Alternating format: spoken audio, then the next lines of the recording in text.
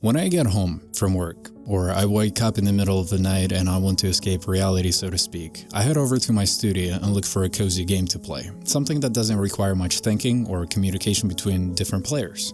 And considering the simple fact that there are plenty of games to choose from, especially in today's market, I mean, there are truly an overwhelming amount of games we can pick from. I'm sure even you yourself can probably list 4 or 5 different games as we speak. For me, one game that I always seem to get to, without a doubt, is Vintage Story. Quite frankly, it is the one and only survival game that's lived on my computer without ever being uninstalled, not even once. Completely rent-free. Vintage Story for me is something I'd consider a quality game. It's not a AAA project that blew up out of proportion and was bought out by a big company. It's not a project that represents a big financial decision either, or a title that you buy, play for a week, and just forget about it. It's the type of game you will revisit without a doubt. Vintage Story is being developed by people that genuinely have passion for game development. A game that started out as a mod and wanted to feel more independent and unique by itself. If those people wanted to seek a big financial boost to capitalize on their game, it would have already happened by now. But they refused to deal with any publishers and have their game be published on other platforms. In result, earning more sales and gaining more people. They chose a different route. Instead, they decided to have a simple website. If you have Vintage Story, chances are you've come across this game completely at random and unexpectedly. Whether you were searching for a new survival game to play or simply came across some random content creator, the bottom line is this game captivated you completely out of the blue. Ironically, this is what happened to me.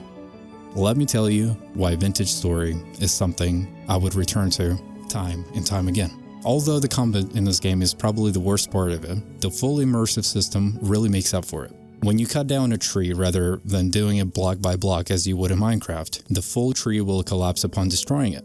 The full seasonal cycle creates an unbelievable amount of realism, especially when it comes to the food system. Certain crops will stop growing. The water would freeze, forcing you to simply rely on your reserves. That should have been done during the summertime. Animals also starve during the winter time, which means upon killing it, you will not receive as much meat as you would during the summertime. Pretty simple, right? Absolutely everything in this game has to be handmade by you. Every single tool, every single block has got to be made through your inventory system. And crafting them takes time, which builds a certain level of value to it, because it didn't come easy. Not everything has to be placed inside of your inventory or chest. Many tools in this game can be simply laid against a block or a wall. The very same applies to the firewood. You can tell which player is preparing for the winter time simply by looking at how much firewood they have laying around their house. And it's quite fascinating. There's no other game that encourages mods more than Vintage Story. The developers behind this game understand that this game as a whole was created because of a modded version of Minecraft, and they will forever encourage and support modders when it comes to it. Starting out this game can be the most difficult survival game on the market today. But once you truly understand and learn the initial learning stages of this game, you will absolutely fall in love with it. Although it can certainly be a time sink machine, the time you sink is extremely rewarding and satisfying. When you accomplish a simple task in the game, it brings a certain level of gratification and excitement, because chances are you've been working towards that task for quite a bit. This is not the type of game that would require for you to have a friend or another player in order to have fun. In fact, there's so much to do in this game that thinking about the second player becomes the least of your concern. And not many games do that.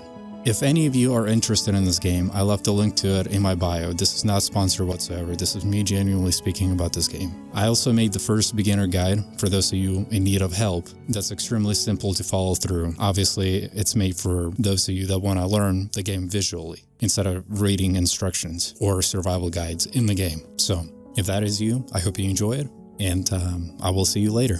Goodbye.